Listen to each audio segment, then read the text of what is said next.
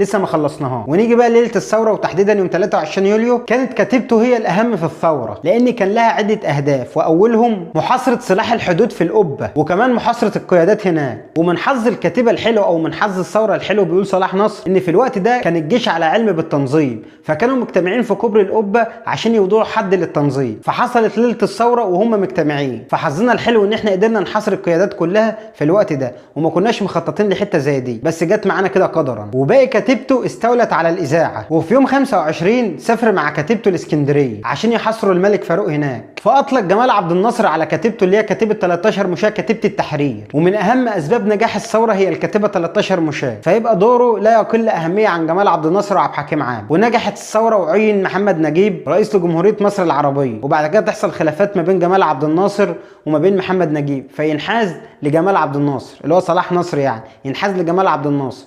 وبالفعل جمال عبد الناصر